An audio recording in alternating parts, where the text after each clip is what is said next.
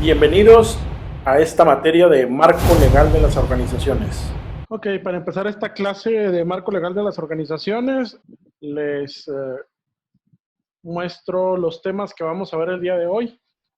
Si es que adelantamos un poquito los temas, ya estaríamos viendo parte de otros subtemas. Como la unidad 1 nos habla de las generalidades de lo que viene siendo el Código de Comercio y todo lo que viene siendo derecho mercantil. Empezamos primero como parte de la introducción a ver lo que viene siendo el objeto, como introducción y como objetivo de la materia, la parte de no profesional del curso. En sí no vamos a ver directamente a lo que le compete a un abogado realizar para hacer procesos de demandas mercantiles o contratos muy detallados en cuestión mercantil, pero sí vamos a tener las nociones para poder nosotros contratar un servicio o incluso ver puntos necesarios para que esos contratos o esas actividades o esos procesos cumplan con los requisitos de la ley. Estos requisitos a los que me refiero, pues son a los que vienen tanto en el Código de Comercio como en algunas leyes especiales que se relacionan con el Código de Comercio. Posteriormente vamos a ver los oficios relacionados con esta parte no profesionalizante, los comerciantes que se involucran dentro de esta misma actividad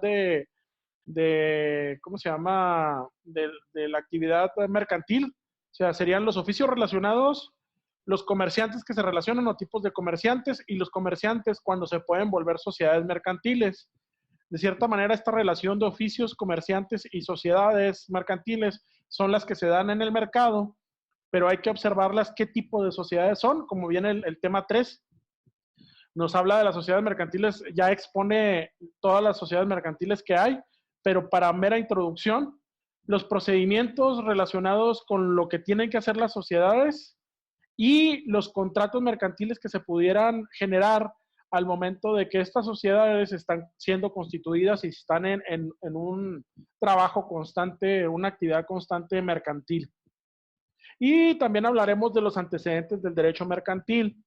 Estos antecedentes en cuestiones de desde cuándo se generó el Código de Comercio, en qué año se generó, qué reformas ha sufrido, de manera muy general, pero para que entiendan ustedes el antecedente del derecho mercantil en la actualidad. Posteriormente volvemos a analizar relaciones partiendo de la definición de comercio, el comercio, cómo genera por el ejercicio del comercio, cómo se genera el comerciante, del comerciante, cómo llegamos al acto de comercio y ese acto de comercio, cómo lo estudiamos desde el punto de vista como ciencia, ¿sí? Vamos a ver las partes o los planteamientos de la actividad del comercio como ciencia, jurídica sobre todo, y entramos de lleno a la definición de derecho mercantil, viéndolo desde el punto de vista de definición económica, definición jurídica, y al mismo tiempo compararemos el derecho mercantil con el derecho civil para saber cuáles actividades o cuáles conflictos se deriven de cierta manera atender si hay una demanda, un desacuerdo, hay un conflicto jurídico, ¿cuál es el primer parte del derecho que se aplica? Ya sea la parte mercantil o la parte civil, es lo que vamos a ver más adelante. Entonces, a modo de introducción, aquí les presento que en sí el programa, el curso que estamos desarrollando, tiene su objetivo propedéutico, es decir, los vamos a preparar para que ustedes identifiquen ciertas características, ciertos requisitos que hay que tener, pero es muy complicado porque ustedes no van a poder llevar un juicio así como los abogados, ¿verdad? Porque ellos traen otros principios también, pero va dirigido a administradores de negocios, gente que lleva contabilidad, economistas, turismo, ciencias de la computación, logística, etcétera, con el fin de que lo que estoy agregando ahora aquí, que ustedes ven, lo que viene siendo la idea de negocio que les pedí, se pueda aplicar a este tipo de profesiones. Y hay más profesiones, por ejemplo, las profesiones forestales, las profesiones ambientales, las profesiones industriales. Es bueno que conozcan esta parte del derecho mercantil, porque tarde o temprano podemos estar en el proceso de adquirir algún material, algún servicio, y que tenemos que conocer cómo actuar o cómo pedir los requisitos para que estos cumplan los requerimientos legales mercantiles, o en cualquier momento poder generar un reclamo de forma efectiva, checar que a quien le compra uno realmente esté bien constituido. Ahora, últimamente que hay muchos fraudes hasta con la cuestión de las compras y ventas de las cuestiones de insumos para lo del COVID y toda esa situación, pues hay que analizar precisamente cómo se constituyen, si dan factura, no dan factura, el domicilio en donde están, a qué cámara pertenecen, en fin, son cosas que valen la pena analizarlas. Y por eso estas profesiones, pues va dirigido a estas profesiones con miras a darles un conocimiento previo y un conocimiento, un entendimiento de qué es lo que deben de requerirles a las empresas que les vendan o a los agentes que les vendan para poder formalizar cualquier compraventa, ¿no? Ahora, aquí también tenemos los profesionistas que les comentaba. Va dirigida a los profesionistas, pero también podemos atender con este curso a comerciantes o prestadores de servicio o a público en general de qué es lo que debe de contener nuestro ejercicio mercantil para estar regularizado y al mismo tiempo checar que quien nos vende esté regularizado, porque lo que no queremos es estar en la informalidad, porque estando en la informalidad se presta más a fraudes y se presta más a que no tengamos seguro hasta cómo terminar ¿cómo se llama? Un contrato mercantil o una obligación mercantil, ¿sí? O sea, se presta a más malos entendidos. Ahora, también estos profesionistas, ya sea que se quieran dedicar realmente a ser comerciantes de manera individual o pueden ser o convertirse en comerciantes colectivos, ellos ya tendrán la decisión, ¿verdad? De que si venden sus servicios o venden algún producto, ellos ya decidirán si se quieren hacer comerciantes o en lo individual o comerciantes en lo colectivo, que eso también lo vamos a ver. Pero si la decisión es constituirse como una empresa mercantil, con todas las de la ley, con un acta constitutiva, como una SASB o como un régimen que ustedes quieran establecer, pues también tendremos que atender las responsabilidades que nos piden las sociedades mercantiles, pero ya como constituidas. Y que algunos sin meterse como sociedad, trabajan como comerciantes colectivos, pero tarde o temprano, si queremos ser más formales y queremos tener más dinámica de crecimiento, tendremos que decidir voltear a ver lo de las sociedades mercantiles como una opción de crecimiento y de escalamiento de un negocio. Bueno, continuamos ahora con las sociedades mercantiles. Aquí vemos todas las sociedades mercantiles que al menos bueno, casi todas, porque nos está faltando la sociedad anónima simplificada, porque esa era de la nueva, esa tiene poco tiempo de haberse autorizado y se puede tramitar por vía electrónica, pero aquí vemos las sociedades colectivas, la sociedad de comandita simple, la sociedad de responsabilidad limitada. Estas sociedades, que ahorita no voy a entrar en detalle cada una de qué es lo que tiene, así como las sociedades cooperativas, y aquí empiezan a haber ya algunos indicios de lo que viene siendo los títulos de crédito, de valores y crédito. Vemos la letra de cambio, el pagaré y los cheques, que al menos son 3 títulos de crédito que se siguen trabajando y que se siguen manejando de forma habitual en la cuestión comercial. A lo mejor la letra de cambio un poquito menos, pero ya empezamos a ver la necesidad de contratos comerciales contratos mercantiles, contratos bancarios, procedimientos en caso de quiebra de estas sociedades, incluso de quiebra no tanto para la persona física, pero también estaría bueno apegarse al procedimiento que establece, porque de repente no tienen de dónde cobrarse los acreedores y pues son los primeros que tienen que ver cómo se liquidan esas deudas, ¿no? Pero entonces, la suspensión de pagos, o sea, estos son procedimientos que hay que acatar siendo comerciante colectivo, en algunas veces también siendo comerciante individual, pero ya son procedimientos que hay que acatar y que hay que seguir para que se llegue a buen término el cierre de una empresa por cuestiones económicas o también por fusión o por otro tipo ¿cómo se llama?, de modificaciones a la empresa, o que una empresa adquirió otra empresa, pues hay que empezar a ver este tipo de requerimientos, ¿verdad? ¿Cómo nos vamos a contratar con una empresa? ¿Qué es lo que nos va a dar a cambio esa empresa por comprar nuestra empresa? O por dar un producto, por dar un servicio. Esto es importante porque de repente hay incluso empresas que no se manejan ni con órdenes de compra y nos pueden dejar muy mal parados al momento de que nosotros ya adquirimos la mercancía y cuando nos acercamos a entregar la mercancía nos dicen, no, ya siempre no la quiero. Y esto nos genera pérdidas importantes. Y los contratos mercantiles,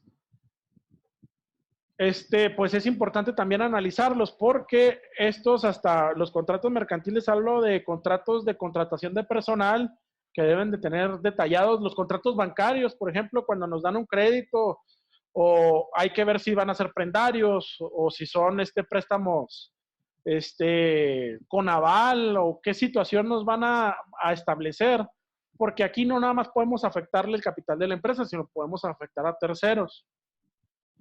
Y los procedimientos de quiebra pues ya son más específicos y igual la suspensión de pagos, cómo se debe realizar y a quién se priorizan los pagos o las liquidaciones que se tienen que hacer.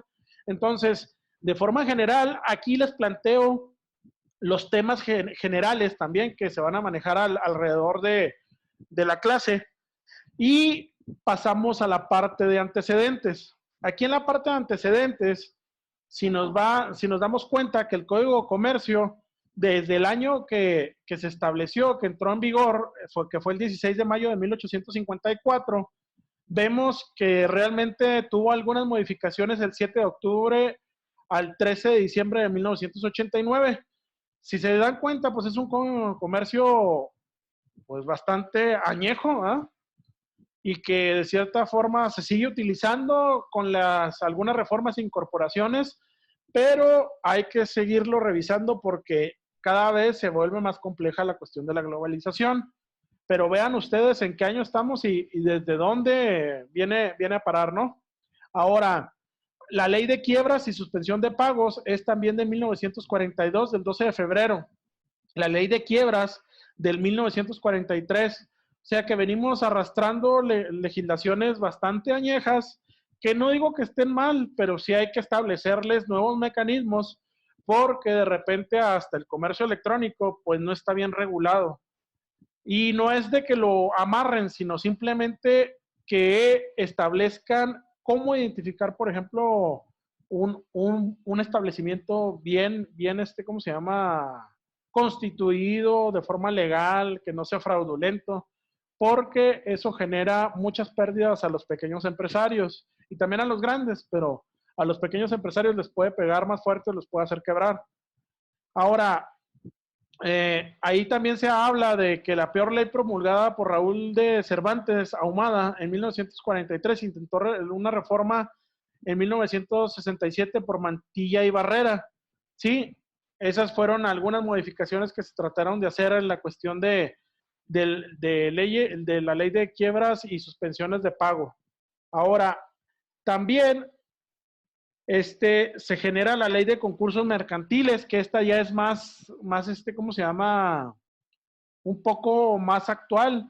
Si se fijan, pues ya pudiéramos decir que pues ya fue posterior al Tratado de Libre Comercio de América del Norte, que ahora también traemos la nueva constitución, la nueva firma del tratado, de lo que viene siendo el TEMEC, ahora que es el Tratado de Comercio de eh, México, Estados Unidos y Canadá, el TEMEC, y la ley de concursos mercantiles que fue reformada el 10 de enero del 2014.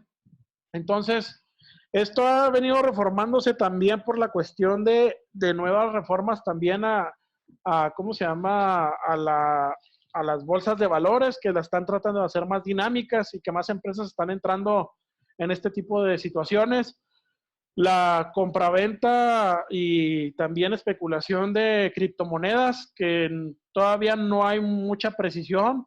El crowdfunding, que son nuevas formas de captar capitales y inversiones, pero pues todavía estamos muy lejos de este tipo de situaciones. Lo más que han tratado de regular ahora con Mercado Libre, han metido un poco de impuestos, bueno, pues ya marcan, porque anteriormente no había tanta regulación, pero pusieron nuevos impuestos que son tasas, pues ya que no son tan accesibles también para la venta, para poder hacer un negocio formal o llevar un negocio informal a formalizarlo, porque pues ya llevan una capitalización más lenta, sobre todo por las compras, ventas de ya un poquito más regularizadas ahí en Mercado Libre.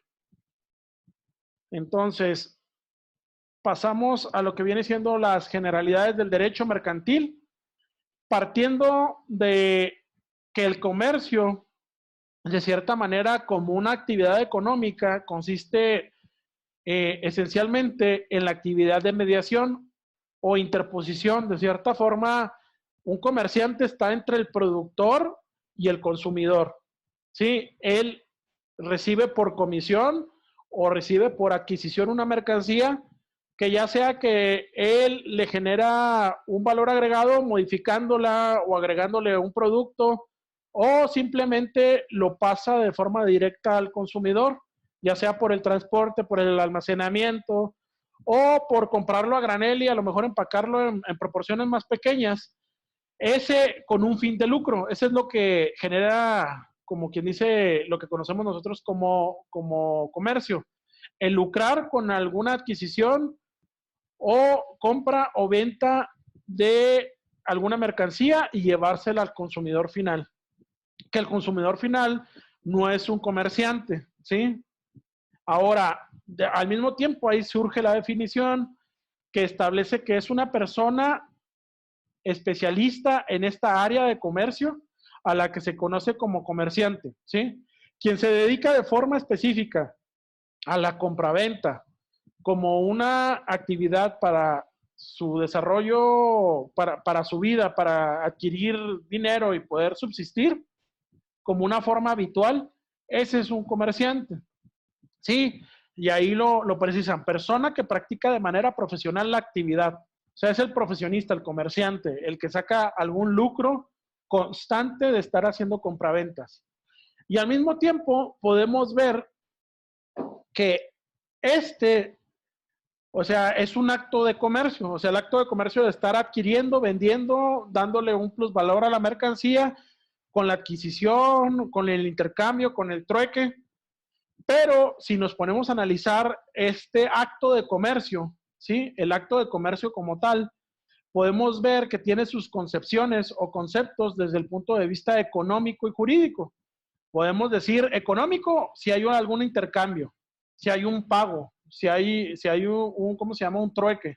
Pudiéramos decir que es económico, pero también lo pudiéramos ver desde el punto de vista jurídico, que en este caso sería estableciéndole las leyes mercantiles. Y si lo viéramos el acto de comercio como una ciencia, estaríamos viendo desde el punto de vista económico cómo se desarrolla. El jus economía es la parte pura de la economía como acto de comercio, o sea, que lo que compro y vendo. Eso no estaría regulado de cierta manera o todavía no entraríamos en la parte jurídica. Se da y se ha dado en las diversas civilizaciones y se ha dado como una necesidad. el estar cambiando algo que yo tengo en demasía por algo que no tengo en demasía y que quiero adquirir o que quiero hacer de trueque. Entonces, si lo vemos como ciencia, pudiéramos analizar esta parte nada más económica, de subsistencia o de plusvalor o de generación del capital, pero desde el punto de vista económico meramente. Si lo vemos desde el punto de vista jurídico, ya sería otro sentido, porque estaríamos viendo el cómo regular conflictos, el cómo hacer un juicio, el cómo hacer un contrato, el cómo me regulan las leyes a mí para realmente hacer esta actividad de comercio. O sea, yo no nada más meramente como ejercicio de intercambio o de compraventa, sino ahora le tengo que agregar la parte jurídica, que de cierta forma es donde se enfoca más nuestro tema, nuestra clase, ¿no? Ahora, pero también no podemos hacer un lado la parte administrativa, que la parte administrativa se fusiona mucho con la cuestión jurídica. Todo lleva un proceso administrativo, o sea, lleva pasos, lleva procedimientos, cómo se hace una gestión, cuáles son las partes que también debe de llevar un contrato, quién firma primero, quién firma después, en dónde registro a lo mejor un acta constitutiva donde se registra. O sea, esa parte de la use jurídica va muy de la mano con la use administrativa. Cuando hablamos de use, son ciencia pura. Pudiéramos ver el acto de comercio con la ciencia pura de la economía, la pudiéramos ver con la ciencia pura de la jurídica, la pudiéramos ver con la ciencia pura administrativa, que pudiéramos ver todos los procedimientos como tal, las formas de cobro, los pagarés, los réditos, en fin, hasta cómo se hace una adquisición de unas acciones, cómo las vendo, cuándo recibo mis beneficios. Eso sería la parte administrativa, que en este caso nos vamos a centrar más en la jurídica, como les comento, pero también nos centraríamos más en la jus episteme, de cierta forma centrados en lo que viene siendo el comercio como tal, el ya como una actividad, como un hecho consumado, ¿sí? Ya es el especialista en comercio, ¿qué es lo que hace? A lo mejor en este lado entran, ¿cómo se llama? Comerciantes y no comerciantes, público ya de consumidor final, como una economía completa, global.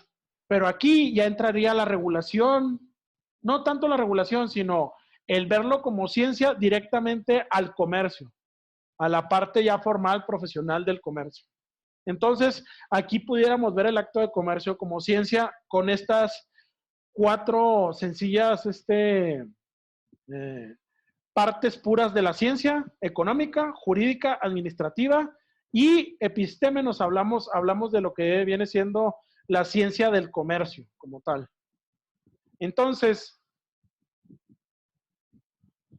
pasamos a lo que viene siendo las generalidades del derecho mercantil, y aquí me gustaría darle lectura como tal a la diapositiva, donde nos habla y nos dice que estableciendo que la acción social gubernamental y el acto de gobierno es polidimensional, en sí es un acto jurídico, acto administrativo, acto económico y acto objetivo, lo que les mencionaba ahí, la jus jurídica, la jus administrativa, la jus economía, la jus episteme, el derecho, la economía, la administración y la ciencia, el acto de comercio. Es decir, el acto de gobierno solo puede lo que la ley le establece como capacidad de hacer. Siempre es derecho. Además, el acto de gobierno es simultáneamente finanzas públicas, es economía, a lo que hay que agregar una tercera dimensión, que consiste en que todo acto de gobierno es un acto prospectivo, donde a cada dimensión del acto de gobierno le corresponde un fin axiomático. La administración, la eficacia; la economía, la riqueza; la abundancia de bienes y servicios, de los cuales puede disfrutar cualquier hombre al derecho a X.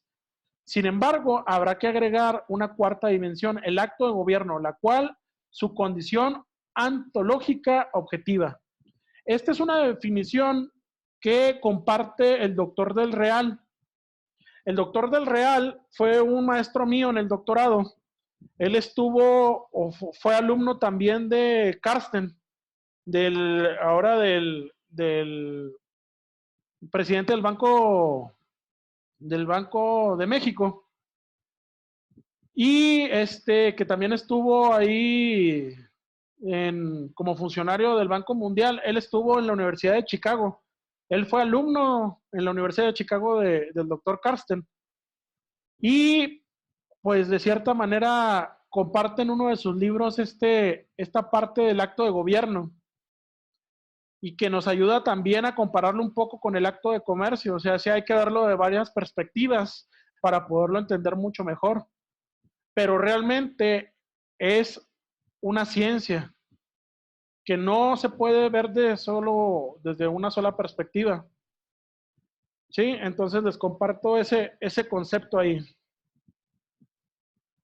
Ahora, tocando lo que viene siendo el concepto económico del derecho mercantil, nos habla que el derecho mercantil consiste en la regulación de los actos y las relaciones de los comerciantes. O sea, cómo se relacionan los comerciantes entre ellos para desarrollar su actividad profesional. Y al mismo tiempo vemos que nos dice ahí que es el sistema subjetivo, es la consideración del comerciante en razón de su dedicación cotidiana. Cotidianamente hace el acto de comercio el día a día del comerciante, ¿sí? Y ese día a día, pues lo considera como el concepto económico del comerciante. O sea, ahí está la función de la parte del comerciante, ¿no? Ahora, contrariamente, el sistema objetivo es el que considera que el acto de comercio, el regulado por la ley y sin importar quién sea la persona que lo realice, sea este comerciante o no. Sí hay que aclarar aquí la parte subjetivo, el sistema subjetivo, o sea, todo comerciante que tenga como profesión el desarrollar actividades entra dentro del derecho mercantil o lo regula el derecho mercantil. Si por accidente, y por ahí lo vamos a ver, en la ley también lo menciona, si por accidente nosotros comerciamos, compramos por accidente, porque no es nuestro giro preponderante, sino alguna vez compré o vendí, algunas situaciones están reguladas por la cuestión mercantil. Pero por decir, cuando yo compro una casa y no me dedico a comprar y vender casas, como se les mencionaba anteriormente, se va a regular por el derecho civil.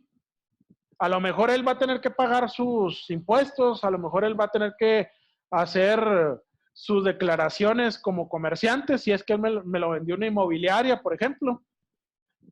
Pero yo no voy ¿cómo se llama? Como yo no, o también si hubiera comprado, si hubiera vendido yo una casa y yo no soy inmobiliaria, incluso hasta hay condonaciones de ventas de casas. Yo puedo vender una casa cada 3 años sin pagar impuestos.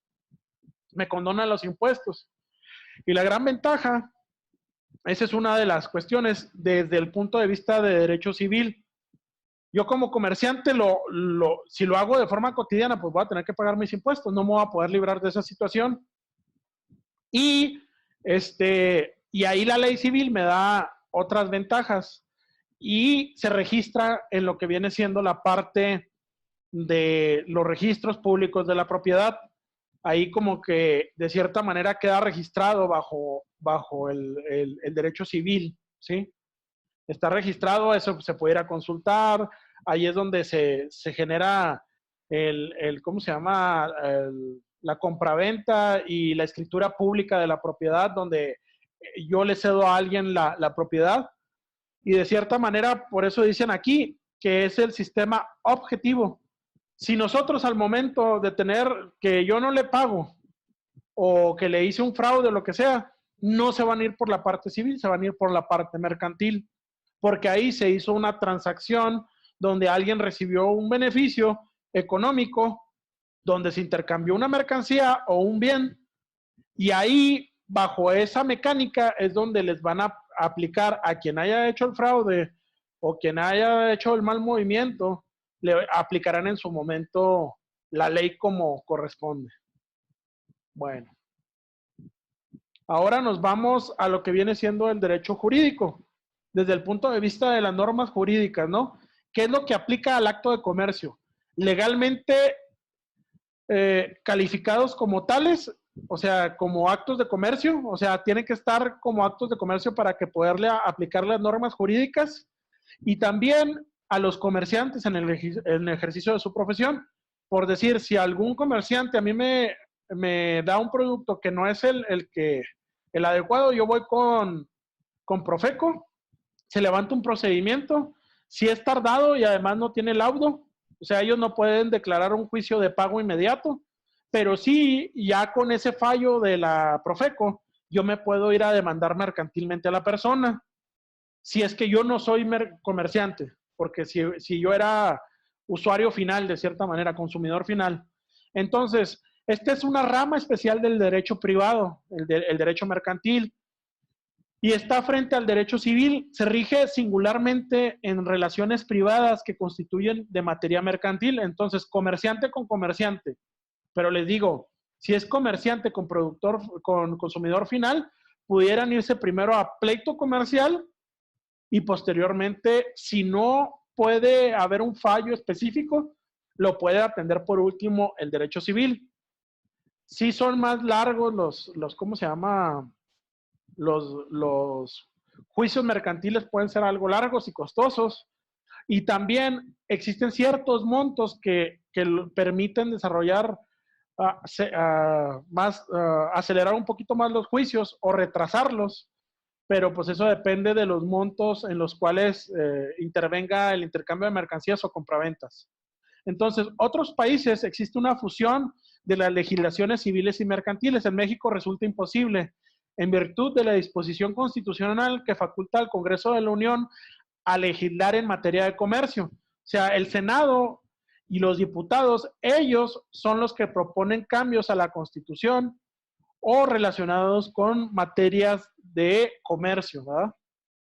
Y nos habla que el artículo 73, fracción desde la Constitución Política de los Estados Unidos, es la que faculta al Congreso de la Unión a hacer este tipo de legislación.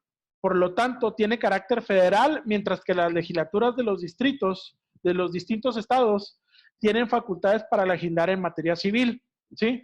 Cada quien tiene un código civil, cada estado, ¿sí? Donde nos dice cómo es el registro civil, cómo es el registro público de la propiedad, lo administran ellos, incluso cada notario le cobra a uno por hacer modificaciones a la escritura pública de la propiedad de alguien, cuando compran o venden una propiedad.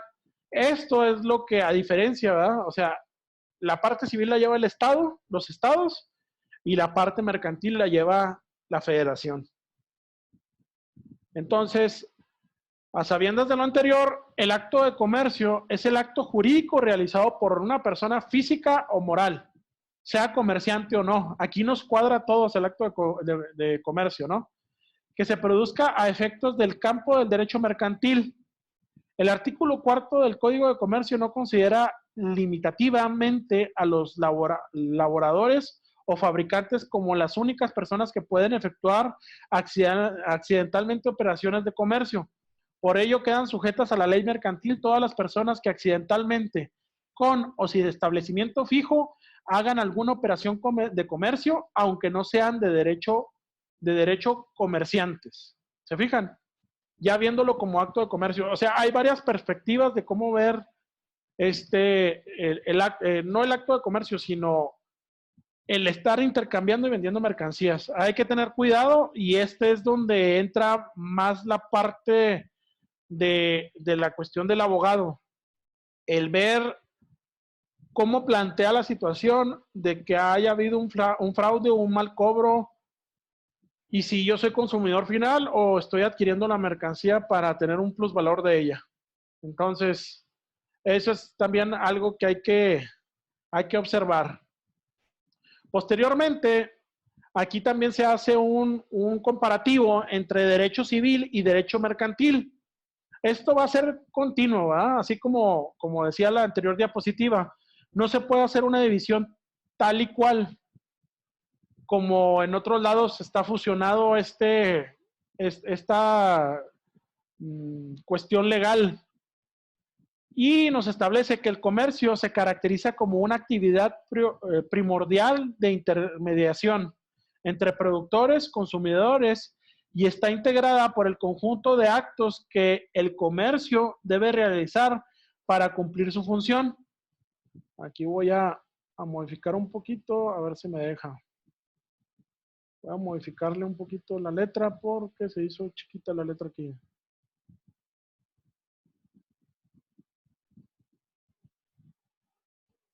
No sé qué pasaría aquí. Para que lo vean ustedes completo. Ok.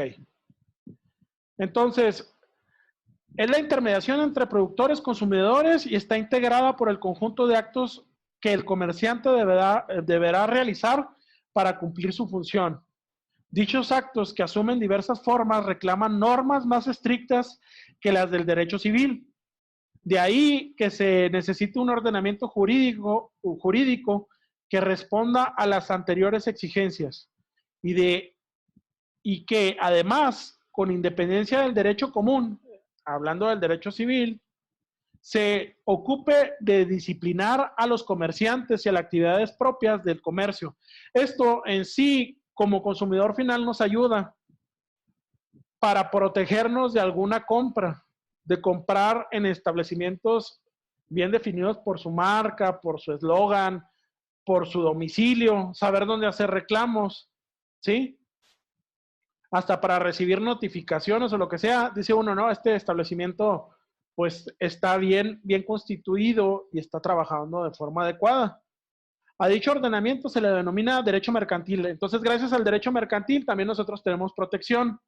Entonces, si nosotros queremos desarrollar también un negocio o una idea de negocio, pues nos tenemos que agarrar de actores, también de comerciantes, comprarle a comerciantes establecidos para no meternos en conflictos de cualquier situación de mala calidad, de no tener una dirección para reclamos, de no tener ¿cómo se llama? Un establecimiento, un local en el cual a lo mejor hasta le puedan hacer un embargo porque se desarrolló un fraude, o acercarnos con gente que pudiera tener un aval en caso de un pagaré.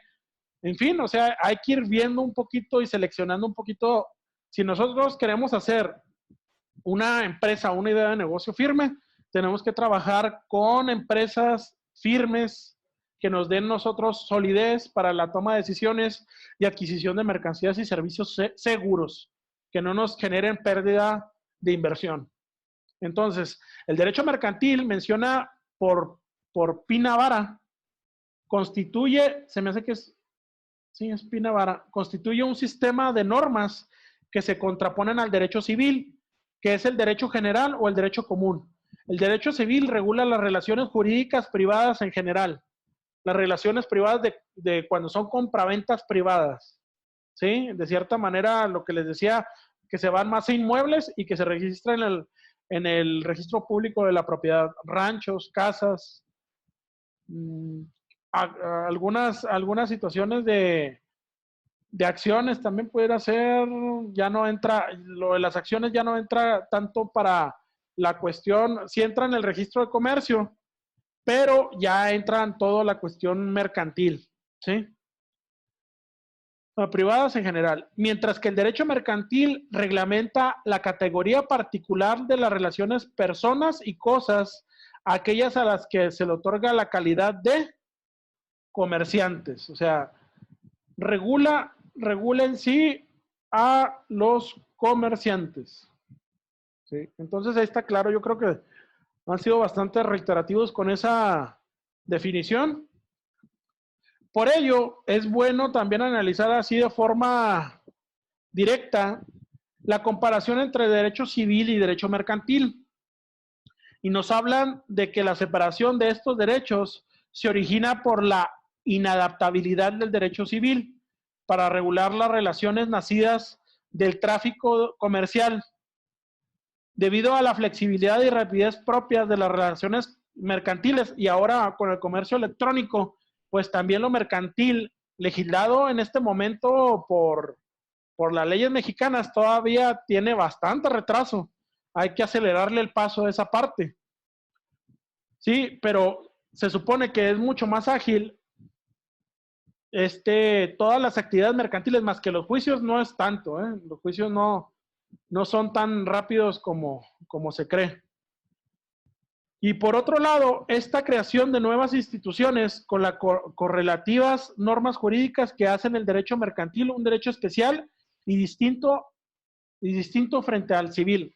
Por decir, si yo quiero comprar y vender una mercancía, a lo mejor con mi orden de compra, mi factura y a lo mejor mi entrada al almacén, con eso tengo y lo registro en mi contabilidad y tan. Pero si yo quiero comprar una casa, de aquí que hacen ¿cómo se llama? De aquí que se ponen a hacer la escritura, el notario, que nos da la cita, que nos pide los papeles, que hace el proyecto del documento, que se va a dar uno la vuelta a ver si realmente está bien redactado y con los datos, y luego ya con la firma, y luego de aquí que se registra en la escritura pública, se registra. O sea, lleva tiempo, bastante tiempo. Incluso hay algunos, ¿cómo se llama? Las aperturas de algunas empresas ya son muy rápidas, pero también los registros o las actas constitutivas, ya cuando nos metemos ya con el notario a hacer una empresa con un acta constitutiva, también nos lleva algo de tiempo, no es tan rápido como se cree. Por eso lo han alejado la parte mercantil de la parte civil, porque pues no tendríamos que estar tocando base con un ente como los notarios para hacer todas las actividades mercantiles, pues sería imposible, ¿no? Aquí también nos hablan que el conjunto de normas que regulan las relaciones entre particulares cuando ejerce la profesión del comerciante o cuando celebran actos de comercio, esta es otra definición del derecho mercantil que viene por Moto Salazar en la página 341 de 1991 de ese libro. Nos hablan de esa definición de derecho mercantil.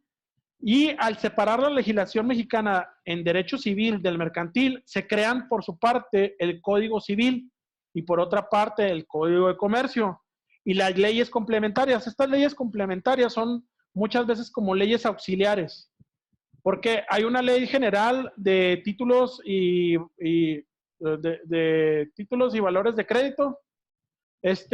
Hay una ley de comercio exterior, hay una ley aduanera. O sea, son leyes complementarias que ayudan a que el Código de Comercio tenga una estructura que le ayude en cada una de las actividades directas de, ¿cómo se llama?, de todo lo que implica el comercio. Por ello, el resultado de tener tan acentuadas diferencias que requieren ser regidos por distintos ordenamientos. ¿Por qué? Porque el Código Civil, si lo han visto, pues es un libro un poco amplio, pero que ya regula ciertas actividades ahí civiles. Pero cuando nos vamos a cuestiones de comercio, son actividades amplísimas, muy detalladas, incluso hay actividades así muy puntuales ahora en las reformas fiscales que, por ejemplo, el transporte y que otras actividades, por ejemplo, la gasolina, la compraventa de combustibles, llevan impuestos muy específicos y están regulados como una actividad comercial específica que tiene sus impuestos especiales, pudiéramos decirlo así. Por eso hay que ver en dónde nos clasificamos y cómo vamos a actuar al momento de estar desarrollando actividades mercantiles y comerciales. Ahora, también tenemos aquí, el derecho civil es más formalista que el derecho mercantil, lo que resulta poco práctico para regir la vida mercantil. Por su parte, el derecho mercantil es más ágil y dinámico. Resuelve con independencia del civil las cuestiones que se dan en ese campo. El Código de Comercio, por decir, aquí más ágil. ¿Por qué? Porque yo a lo mejor me van a dar un producto y me lo llevan al almacén y me dicen, te lo voy a dejar en el almacén o te lo voy a dejar que te lo lleves, pero fírmame un pagaré. Ah, yo ya le firmo el pagaré. O sabes qué, dame un cheque, pero pues hay que tener cuidado con la cuestión de cheques. Es mejor pedir un cheque de caja, ¿sí? Porque no tenemos seguridad de que ese cheque tenga respaldo. porque le pueden dar un cheque que no tiene respaldo y se meten en problemas y ya soltaron la mercancía, que ya me ha pasado y me pasó hace poco por confiar en gente conocida, ¿verdad? Ahora, esto es importantísimo, ¿sí? El manejar los títulos de crédito de forma adecuada, porque esto nos va a dar agilidad en la compra-venta de mercancía y sobre todo en la cuestión hasta de manejar comisionistas, ¿sí? Esto nos puede hacer crecer. Entonces, estos títulos de crédito le dan agilidad a la cuestión mercantil sin necesidad, le digo, de tener a un lado un notario o de alguien que le dé fe a las cosas que se están haciendo, pero tiene que cumplir con ciertos requisitos que cuando veamos la ley de títulos de crédito, vamos a tener que estar viendo qué es lo que debe de contener cada título de crédito. Ahora, el Código de Comercio, en su artículo primero, establece que sus disposiciones son aplicables a los actos comerciales y en el segundo señala que la falta de disposiciones de este Código de Comercio serán aplicables a los actos de comercio de del derecho común. Pero tendríamos que agotar todas las instancias mercantiles de cierta manera. Que de cierta forma un juez se nombrara incompetente en cuestión de derecho mercantil y luego ya nos iríamos a la cuestión civil. Aunque ahí aplica, por ejemplo, en la cuestión de seguros, hay una ley específica para seguros y ahí nos dice, regula muchas cosas, porque debe de haber un registro de empresas que prestan este tipo de servicios, cómo se cobra, cómo se puede hacer válido una póliza, en fin. Pero si llega a fallar ¿cómo se llama? Una empresa de ese tipo, ¿cuál es el procedimiento que se debe de seguir? Sí, ahí más adelante les platico yo de una situación en un seguro de un carro y cómo se tuvo que hacer todo el procedimiento que fue tardado. Duró 2 años para el cobro de la pérdida total de un vehículo y realmente no nos fuimos por la parte mercantil porque era una parte muy técnica de proceso y sobre todo surgió por la cuestión de un choque que en su momento no quiso hacer válido, no quiso pagar el seguro. Y pues ahí el mecanismo con el abogado fue irse de forma directa por el derecho civil y que sí, de cierta manera, ya cuando se tocó ese tema del derecho civil fue como se dice, pues por eso fue tan tardado, ¿no? Pero también el derecho mercantil, pues irse contra una empresa grande, de repente lo limita a uno mucho, porque pues ellos tienen abogados para estar todo el día en contestaciones o en ¿cómo se llama? Si tuvieran cualquier audiencia, pues pueden asistir en cualquier momento. Pero ahí lo platicaremos más adelante. Entonces, vemos esa situación del artículo primero y del segundo del Código de Comercio,